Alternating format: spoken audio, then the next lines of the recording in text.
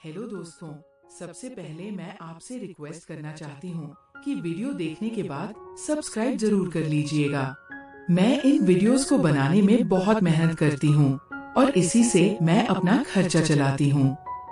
जो भी सब्सक्राइब करेगा मैं दुआ करती हूँ कि उसकी जिंदगी बहुत अच्छी, अमीर और खुशहाल हो। प्लीज प्लीज सब्सक्राइब कर लीजिएगा। अब सुनिए, ये कहानी उस वक्त की है जब मैं 18 साल की थी। मेरे चाचा की उम्र 45 साल थी। मेरे चाचा ने मुझे एक पुरानी किताब दी और कहा कि इसे पढ़कर जल्दी फैसला लो। तुम्हें बताता हूँ कि परिवार की विरासत कैसे संभाली जाती है। उनकी बातें सुनकर मैं डर से कांप रही थी।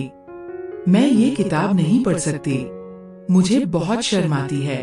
अभी मुझे ये सब नहीं करना, मुझे बहुत डर लग रहा है। तुम्हें डरने की क्या जरूरत है मेरी बच्ची?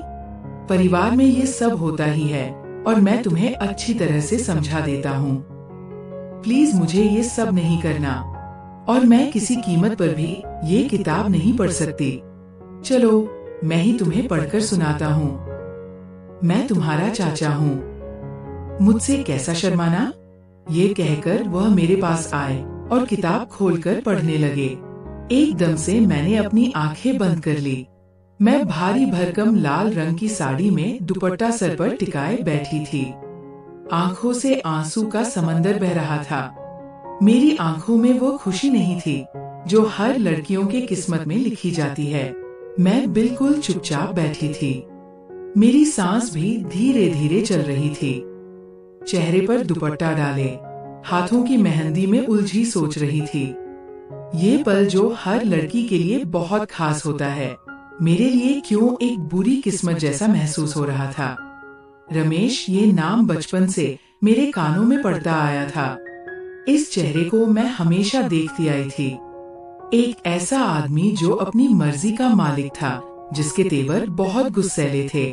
उसके हर फैसले पत्थर की लकीर जैसे होते थे। मैं हमेशा ये सुनती आई थी कि रमेश को गुस्सा बहुत जल्द आता है, वह किसी की नहीं सुनता। उसका बस चले तो पूरी दुनिया को अपने गुस्से की आग में जला दे। अब वो आदमी मेरा सलाहकार बनने वाला था।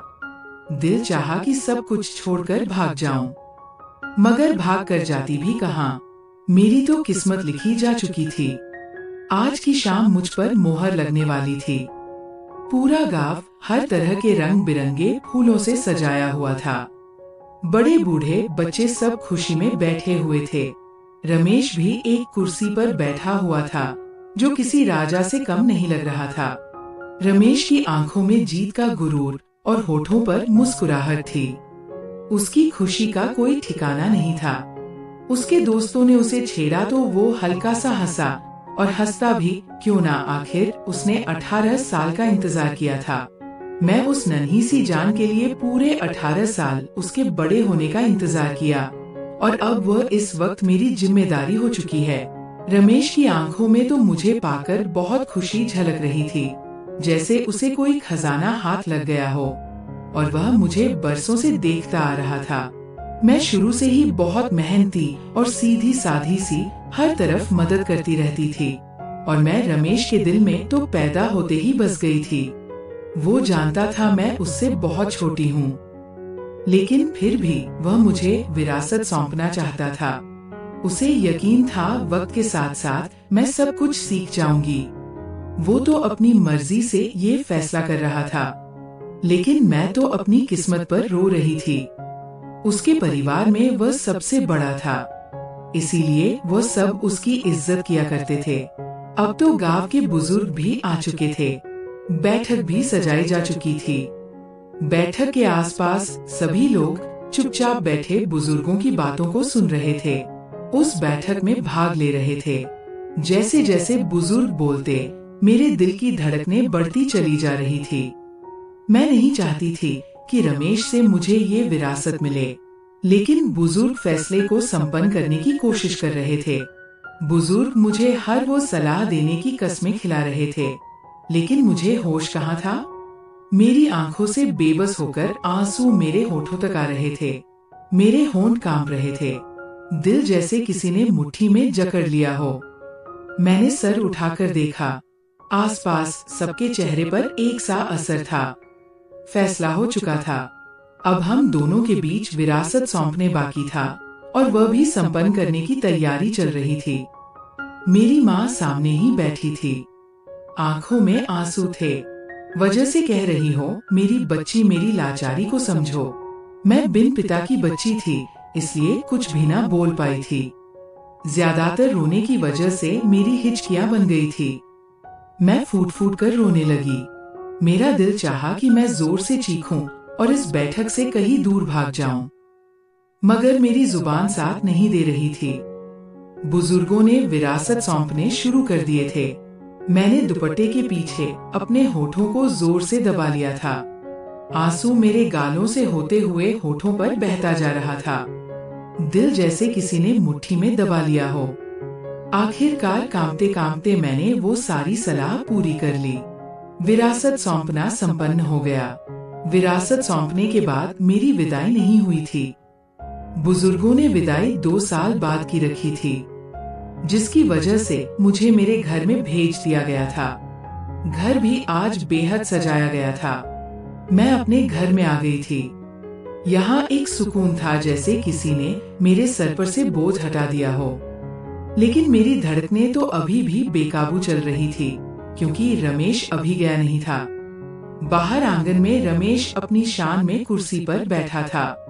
उसकी आंखों में जीत की एक चमक थी, चेहरे पर तसल्ली, जिसमें एक अजीब सा सुकून था। 45 साल का आदमी जो गांव में एक जमींदार की तरह राज करता था, आज अपनी पसंद की वारिस को हासिल कर रहा था। वह ऐसा आदमी था जिसके नाम से लोग कांपते थे, जिसकी आंखों में झांकने की किसी की भी हिम्मत नहीं थी। वह बहुत ही गुस्से वाला इंसान था। सब जानते थे, यहाँ तक कि उसकी पत्नी भी उससे डरती थी। उसके फैसले हमेशा ही बिल्कुल पक्के होते थे, और जो बात उसके मन में आ जाए वह करके ही दम लेता था। एक ही बात उसके मन में थी, मुझे विरासत सौंपना।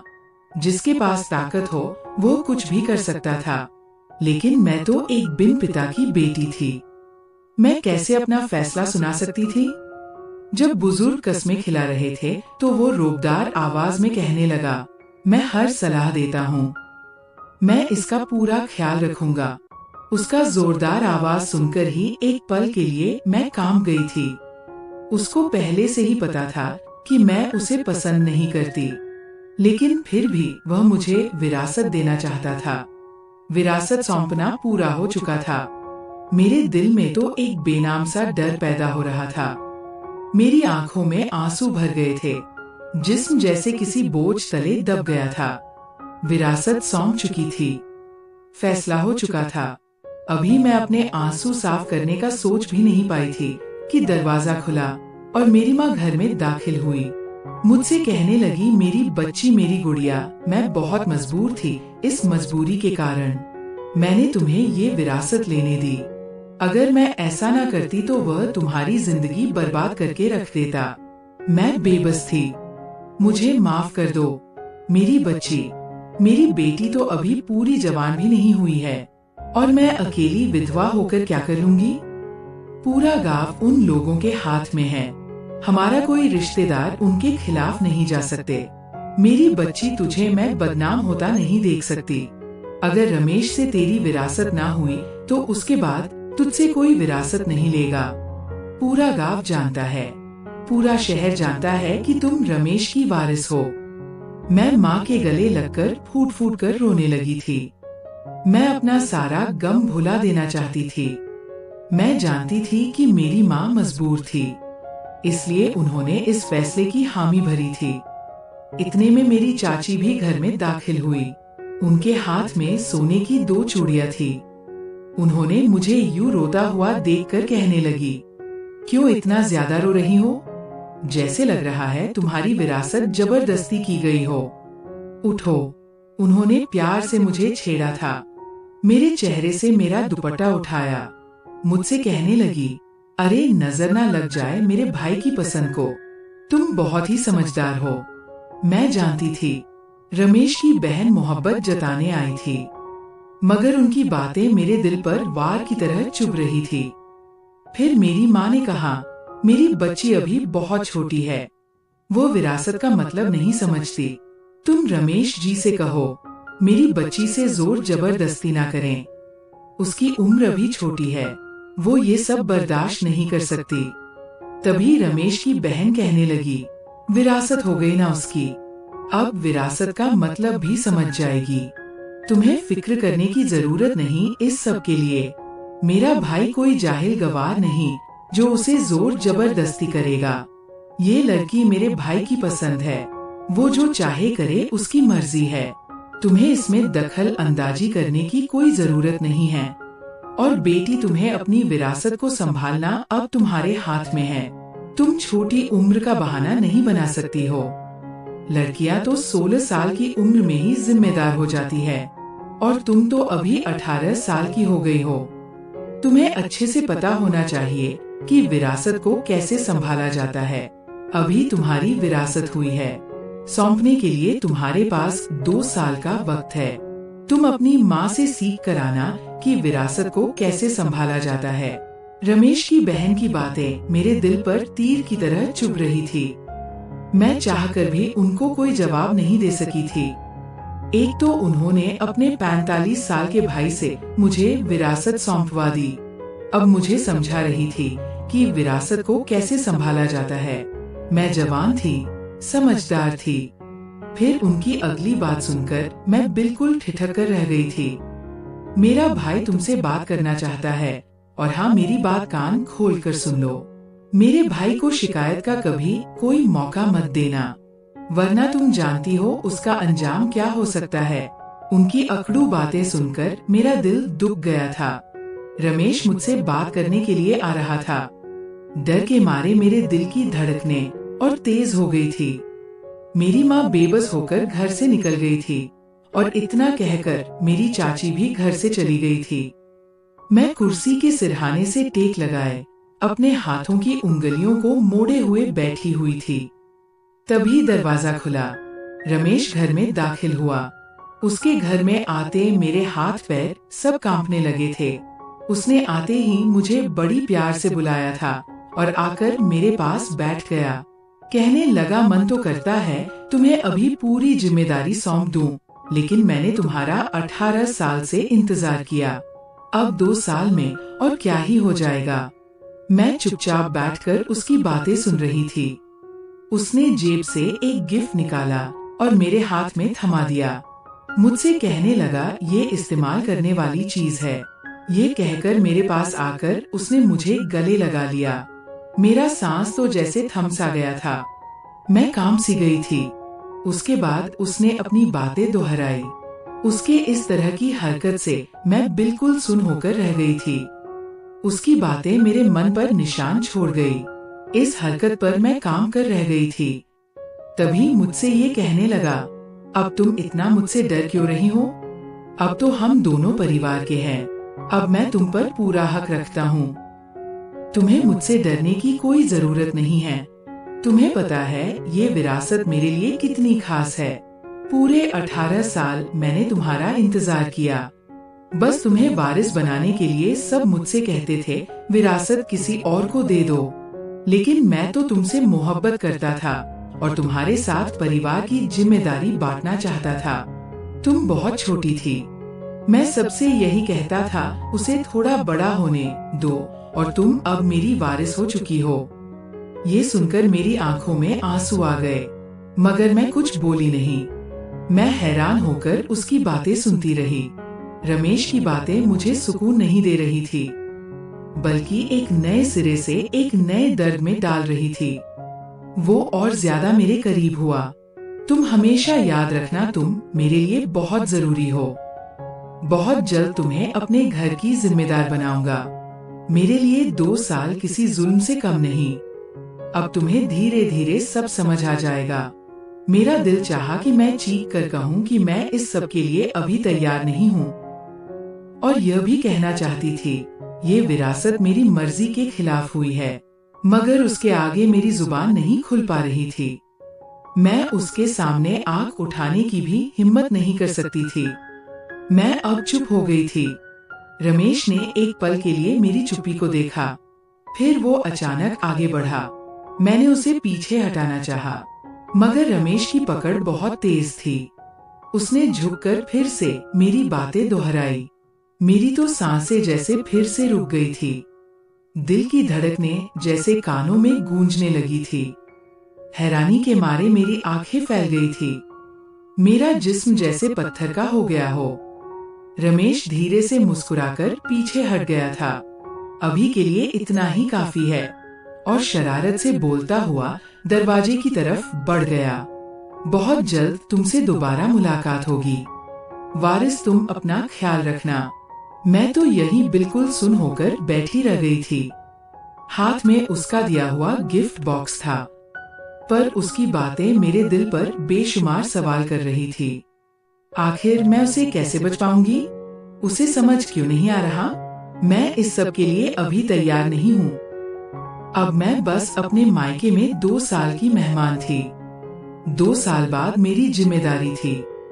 यही सोचकर मेरा दिल घबरा रहा था। ये विरासत मेरी मर्जी के खिलाफ हुई थी। मैं कैसे उस अनजाने फैसले के साथ अपनी जिंदगी बिता सकती थी? ये सोचकर मेरे हाथ पर ठंडे हो रहे थे। मैं घर में ही मौजूद थी, क्योंकि रमेश ने सबको कह दिया था, अगर वारिस से मिलना चाहते हो तो घर में ही जाकर मुलाकात कर लो। इसलिए मैं अंदर ही थी। सभी मेहमान मुझसे मिलकर जा चुके थे। अब रात के साए और ज्यादा गहरे हो चुके थे। घर में खामोशी थी। बाहर अब पूरे गांव से मेहमान जा चुके थे। मैं पलंग पर गुमसुम सी बैठी हुई थी। मैंने अपने कपड़े बदल लिए थे। मेरा दिमाग किसी दलदल में धंस चुका था। फिर मुझे याद आया कि रमेश ने मुझे ये गिफ्ट दिया था। मैं वो बॉक्स उठाकर उसको धीरे से खोलने लगी। अंदर देखा तो एक पुरानी डायरी थी, जिस पर रमेश का नाम था और कई सारी बातें लिखी हुई थी, जिसे देखकर मैं घबरा गई थी। अब क्या मुझे उससे फोन पर भी बात करनी होगी? इधर रमेश प्रिया के कॉल और मैसेज का इंतजार कर रहा था, जो प्रिया ने रमेश से बात करने की हिम्मत भी नहीं की थी। रमेश को बहुत गुस्सा भी आ रहा था। डायरी देने के बावजूद भी प्रिया के कॉल नहीं आए थे।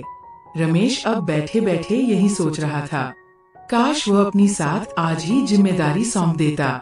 वह तो उस फैसले के बारे में कुछ सीखने के लिए उसके माँ के पास 2 साल छोड़ने का इरादा रखता था। लेकिन प्रिया इस वक्त भी इस विरासत से बहुत डरी हुई थी। रमेश ने प्रिया को एक मैसेज किया। उसके दिल की सारी बातें उस एक मैसेज में लिखी हुई थी। लेकिन प्रिया ने उसका मैसेज पढ़ने की भी हिम्मत नहीं की थी। अब रमेश को बहुत गुस्सा आ रहा था। प्रिया की इतनी हिम्मत कि वह मेरे किसी भी बात का जवाब ना दे। तो फिर उसने गुस्से में आकर मेरी माँ को फोन किया। पता नहीं माँ से रमेश ने क्या कह दिया था। माँ जल्दी मेरे घर में आई और कहने लगी, तुमने रमेश से बात क्यों नहीं की? अब वो बहुत गुस्से में है और आज ही तुम्हें जिम्मेदारी सौंपना चाहता है। माँ की बातें सुनकर मैं काम कर रह गई थी। माँ, आपने उसे मना क्यों नहीं किया? मैं अभी विरासत के लिए तैयार नहीं हूँ। हर वक्त उसकी मर्जी नहीं चलेगी। आपने उसे कुछ भी क्यों नहीं कहा? मेरी माँ बेबस थी। वह एक एहसान तले दबी हुई थी।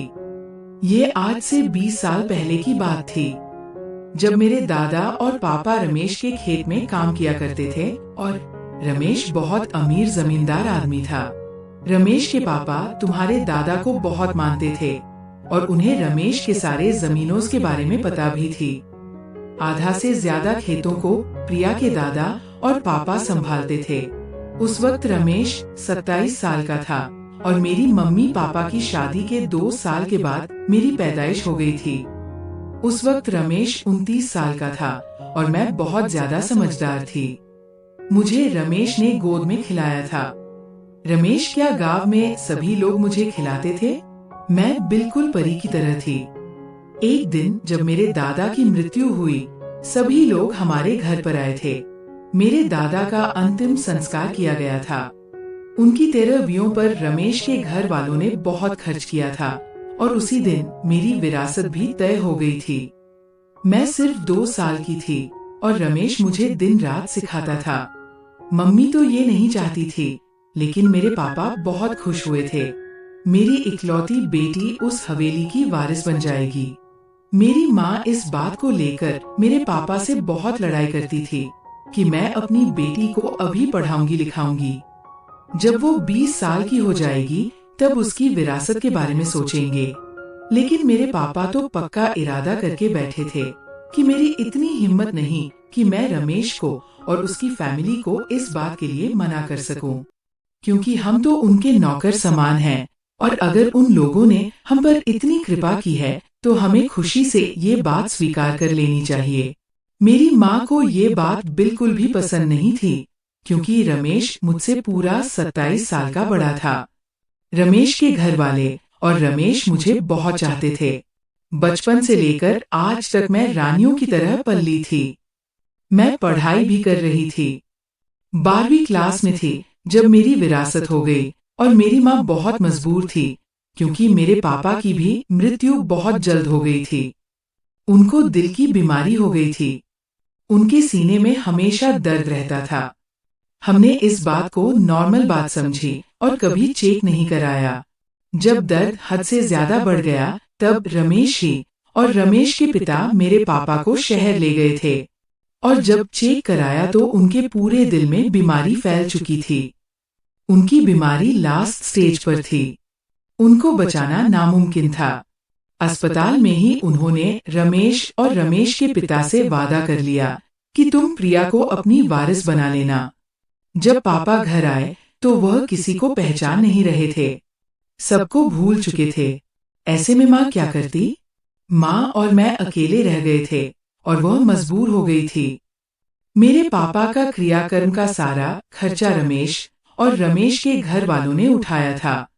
इस मजबूरी में आकर माँ ने रमेश के घर वालों को मना करने की हिम्मत नहीं की और मेरी विरासत रमेश से करवा दी।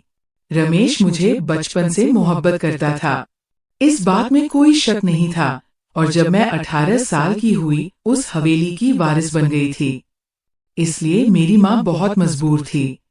वह कुछ भी उल्टा सीधा कहकर मुझे और अपने आप को ज्यादा परेशानी में नहीं डालना चाहती थी। मैं रोने लगी। माँ, मैं अब इस वक्त बिल्कुल भी रमेश के साथ जिम्मेदारी नहीं चाहती। मुझे बहुत डर लग रहा है। माँ, आपने उसे मना क्यों नहीं किया? मैं अभी विरासत के बोझ के लिए तैयार नहीं हूँ। हर वक्त उसकी मर्जी नहीं चलेगी। आपने उसे कुछ भी क्यों नहीं कहा? मैं दौड़ती हुई गई और उसकी दी हुई डायरी उठाकर उसे पढ़ने लगी, लेकिन ना तो वह मेरी बातों का जवाब दे रहा था और ना ही समझ रहा था। शायद मैंने ही उसे जिद करने का गुस्सा दिला दिया था। वह मेरे किसी भी बात का जवाब नहीं दे रहा था। इधर रमेश की बहन उसको समझा रही थी कि वारिस अभी छोटी उम्र की है, डरी सहमी हुई है, वो अभी विरासत का मतलब नहीं समझ सकती, तुम्हारे फैसलों को नहीं संभाल सकती, तुम्हें कुछ दिन दूर रहना होगा, उसे विरासत का मतलब समझने दो, वो तो अभी बच्ची है ना, धीरे धीरे उसकी माँ उसे समझा देगी, तुम्हारे लायक बन जाएगी। अभी तो वह बिल्कुल भी तुम्हारे फैसलों को बर्दाश्त नहीं कर पाएगी। 18 साल तो इंतजार किया है बहन उसके बड़ी होने का, अब 1 घंटा भी इंतजार नहीं कर सकता। रमेश गुस्से में बोला, मैं कुछ नहीं जानता बहन, बस मैंने अब फैसला कर लिया है कि मैं अभी इसी वक्त उसकी जिम्मेदारी सौंप दूंगा। मैं उसे विरासत का मतलब समझा दूंगा। विरासत का मतलब क्या होता है? आप सारे मेहमान को फिर से बुला लो, प्रिया को फिर से वारिस बनाने का कह दो, क्योंकि मैं अपनी वारिस को ऐसे हाल में जिम्मेदारी सौंप कर नहीं दूंगा। धूमधाम से जिम्मेदारी सौंप दूंगा। रमेश की बहन ने लाख समझाने की कोशिश की, लेकिन रमेश कुछ भी समझने या सुनने के हालत में नहीं था। रमेश का एक बार कहना एक पत्थर की लकीर जैसी समझी जाती थी। अब रमेश की बहन सब मेहमानों को फिर से इनवाइट करने लगी थी और जिम्मेदारी की शानदार एक दावत रखी गई थी। इतने में सारे मेहमान भी हवेली में आ चुके थे। इधर प्रिया और उसकी माँ परेशान नजर आ रही थी। माँ, मैं अब इस वक्त बिल्कुल भी रमेश के साथ जाना नहीं चाहती, मुझे बहुत डर लग रहा है। प्रिया की माँ उसको तसल्ली देने लगी थी। अब किसी भी हाल में तुम्हें इस फैसले को मानना ही होगा। अब तुम्हारे पास कोई रास्ता नहीं है। तुम्हें अब रमेश के साथ जिम्मेदारी लेकर जाना ही होगा। उसने रो रो कर अपना बुरा हाल कर लिया था। जब भी वह रमेश को सोचती, उसके दिल की धड़कनें तेज हो जाती। वह विरासत का मतलब नहीं समझती थी। फिर कैसे वह रमेश को संभालती, और वह जो चाहता था मैं उसे अब भी नहीं दे पाती। मेरी उम्र सिर्फ 18 साल की थी और वह 45 साल का आदमी था। मैं कैसे उसके फैसलों को संभाल पाती? मुझे कुछ भी समझ नहीं आ रहा था। मैं अब चाहकर भी कुछ नहीं कर सकती थी। मुझे फिर से वारिस की तरह सजा दिया गया था। इतने में ही वह मुझे लेने के लिए फिर से मेहमानों के साथ आ गया था। मेरे लाख कोशिश के बावजूद भी मुझे अपने घर जिम्मेदारी सौंप कर ले गया था। मैं डरी सहमी उसके घर में बैठी हुई थी। उसके घर को बहुत अच्छी तरह से सजाया गया था। उसके घर में हर चीज बहुत खूबसूरत और महंगी थी। मैं डरी सहमी उसके घर में बैठी हुई थी। फूलों की खुशबू मेरे नाक से टकरा रही थी। कुछ ही पल बीता था, इतने में रमेश घर में दाखिल हुआ था। उसके आते ही मेरे दिल की धड़कनें बहुत तेज हो गई थी। मेरे हाथ पैर कांप रहे थे। वो धीरे धीरे मेरे पास आ रहा था। मुझसे कहने लगा, अब मैं और ज्यादा 1 मिनट भी खराब नहीं कर सकता। 18 साल का इंतजार बहुत लंबा था तुम्हें इस घर में पाने के लिए, और तुम हो कि उल्टा मुझे ही नखरे दिखा रही हो। अब तुम्हारा एक नखरा भी मैं बर्दाश्त नहीं कर सकता। तुम मेरी वारिस हो। तुम्हारा नाम मेरे साथ जुड़ चुका है। अब तुम्हारा फर्ज बनता है तुम मुझे संभालो।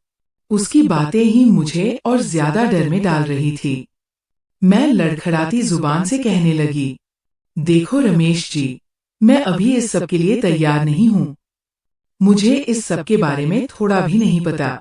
मैं अभी विरासत की जिम्मेदारियों में पड़ना नहीं चाहती। मुझे विरासत का मतलब भी नहीं पता, तो मैं कैसे आपको संभाल सकती हूँ?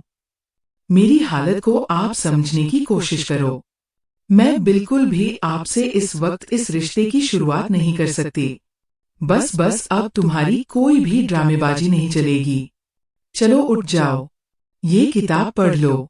मैं 1 मिनट भी तुम्हारे फालतू के बातों से अपना वक्त बर्बाद नहीं करना चाहता। जाओ जाकर जल्दी से पढ़ लो। अब की बार मैं रोने लगी। उस किताब को देखकर मेरे हाथ पैर सब कांप रहे थे। चलो उठ जाओ, शाबाश, जल्दी से उठो, ये किताब पढ़ लो। आज तुम्हें सख्त सलाह दूंगा। तुम्हारी इतनी हिम्मत की, मेरे इतने मैसेज कॉल के बाद भी तुमने मेरा एक मैसेज कॉल का भी जवाब नहीं दिया। मैं तो उसकी बातें सुनकर कांप रही थी। प्लीज मुझे ये नहीं पढ़ना। मुझे बहुत शर्म आती है। मैं नहीं पढ़ सकती तो कोई बात नहीं, मैं पढ़ा देता हूँ। चाचा हूँ तुम्हारा। मैं डर गई, इससे पहले कि मैं खुद पढ़ूं। जैसे ही रमेश मेरे करीब आया, मैं तो पहले ही बहुत डरी हुई थी। और जैसे ही रमेश ने मेरे साथ विरासत सौंपी तो मैं बेहोश हो गई थी।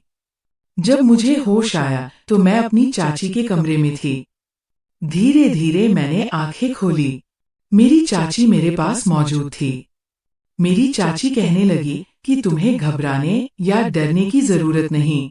अब से जब तक तुम नहीं चाहोगी, रमेश तुम्हारे पास भी नहीं आएगा, और जब तक तुम मेरे कमरे में रह सकती हो।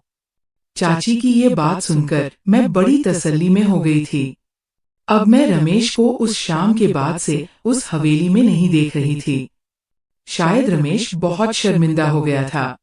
सब घर वाले उसका बहुत मजाक उड़ाने लगे थे। शायद इसी शर्म की वजह से उसने इस हवेली को छोड़ दिया था कि मैं उस शाम बेहोश हो गई थी। मुझे उस शाम से बहुत डर लगा था, इसलिए शायद वह मुझसे दूर हो गया था। लेकिन मैं भी क्या करती? छोटी उम्र थी, इसलिए इन बातों में काफी डर गई थी। इसी तरह कई दिन बीत गए थे और 2 महीने हो गए थे, लेकिन रमेश का कोई अतापता नहीं था। मैं परेशान सी हो गई थी। अब मेरे दिल में भी रमेश के लिए थोड़ी सी फिक्र पैदा हो रही थी। मुझे भी अब पता चल रहा था परिवार के बिना जिंदगी अधूरी होती है। इतना चाहने वाले चाचा को मैं खोना नहीं चाहती थी। मैं मानती हूँ कि मुझे विरासत की शाम से डर लगा था, लेकिन अब मुझ में हिम्मत आ चुकी थी। अब मैं रमेश से मिलना चाहती थी, उससे बात करना चाहती थी, उसे वो सब कुछ देना चाहती थी जिसका वह हकदार था। मैंने अपने डर को भगा लिया था। जितनी बदनामी रमेश की हुई थी, उससे ज्यादा बदनाम तो मैं हो गई थी। सभी लोग मुझे इतना ताना मारते थे कि तेरी पैदाइश से लेकर 18 साल तक उसने तेरी चाहत में विरासत नहीं दी। वो चाहता तो तुम्हारे जैसी कई लड़कियां उसकी वारिस बन चुकी होती। उसने सिर्फ तुमसे प्यार किया था। उस शाम उसका प्यार ज्यादा ही रंग ले आई थी, इसीलिए तुम बेहोश हो गई थी। मुझे ये बात सुन सुनकर खुद में शर्म महसूस होने लगी थी, लेकिन रमेश को कोई अतापता नहीं था। मैं अपनी चाची से भी ये सब पूछना चाहती थी, क्योंकि मुझे ये बातें करने में बहुत शर्मिंदगी महसूस होती थी। छुपते छुपाते मैंने अपनी चाची का मोबाइल उठाकर रमेश को कॉल मिलाने लगी, तो आगे से उसकी आवाज सुनकर मैं चुप हो गई थी। मेरे गले से आवाज ही नहीं निकल रही थी। घबराते हुए मैंने फोन बंद कर दिया। शर्माते शर्माते मैंने अपनी चाची से बात की। उनसे कहना चाहती थी कि रमेश को हवेली में बुलाएं। मैं उनकी वारिस बनकर उनके साथ जिम्मेदारी निभाना चाहती हूँ। मैं रमेश से पूरे हक से मिलना चाहती हूँ। जब ये बात मैंने अपनी चाची को कही तो वह बहुत खुश हो गई और रमेश को कॉल करने लगी। जब मेरी चाची ने ये बात कही तो रमेश भी शायद खुश हो गया था। अब मैं पूरे हक से उसके कमरे में रमेश का इंतजार करते हुए बैठी हुई थी। रात के 2 यूं बज रहे थे। रमेश कमरे में दाखिल हुआ। मैं उसे पूरे 2 महीने के बाद देख रही थी। उसकी आंखों में चमक थी। मैंने पहले उसके पैर छुए। वो मुस्कुराकर मेरे सर पर हाथ रखकर मुझे आशीर्वाद दिया, और फिर मैंने उसे पूरे हक से उसकी हो गई थी। इतने सालों की इच्छाओं को आज वो पूरे हक से ले रहा था। मैं भी उसे अपना चुकी थी। अब वो पूरे हक के साथ उसने अपना हक वसूल किया था। अब मैं भी दिल के डर को हटाकर रमेश की हो चुकी थी। 18 साल का इंतजार की मोहब्बत आज रंग ले आई थी। मोहब्बत करने वाले इंसान खुशकिस्मत इंसानों को ही मिलते हैं, इसलिए उन्हें खोना नहीं चाहिए। मैं भी रमेश को पाकर बहुत खुश हुई थी। 1 साल के बाद रमेश के परिवार में नई खुशियां आई, जो कि सबके लिए आशीर्वाद थी, और वह बिल्कुल रमेश जैसी थी। रमेश मुझे बहुत चाहता था। शायद मैं दुनिया की सबसे पहली लड़की हूँ जिसका चाचा इतना चाहता है। और मेरी वीडियो आप लोग जहाँ कहीं से भी देखते हैं, कमेंट में अपने शहर का नाम और राज्य का नाम जरूर बताइए। मुझे आप लोगों के कमेंट पढ़ने में बहुत आनंद आता है, और उन सभी का मैं बहुत बहुत धन्यवाद करना चाहती हूँ जो लोग मेरी वीडियो को देखते हैं, लाइक करते हैं और शेयर करते हैं। अगर आपको आज की कहानी पसंद आई है तो वीडियो को जरूर लाइक कीजिएगा और अपने दोस्तों के साथ शेयर भी कीजिएगा। और हाँ, अगर आपने अभी तक हमारे चैनल को सब्सक्राइब नहीं किया है तो जरूर सब्सक्राइब कर लें। मिलते हैं हम अपनी कल की एक और नई दिलचस्प कहानी के साथ। मुझ पर सदा अपना प्यार और समय बनाए रखें। सभी को मेरा प्यार भरा नमस्कार दोस्तों। खुश रहें, स्वस्थ रहें, मस्त रहें। कहानी का सबक ये है कि परिवार की जिम्मेदारियां और विरासत को कभी जबरदस्ती नहीं थोपा जाना चाहिए। जो गलती करता है, जैसे रमेश ने शुरू में जोर जबरदस्ती की, उसे अपनी गलती का एहसास हुआ और उसने पछतावा किया। उसने धैर्य रखा और बदल गया। इसी तरह डर और मजबूरी में लिए फैसले कभी खुशी नहीं देते, लेकिन समय के साथ समझ और मोहब्बत से सब ठीक हो जाता है। हमेशा धैर्य रखो और परिवार में विश्वास बनाओ।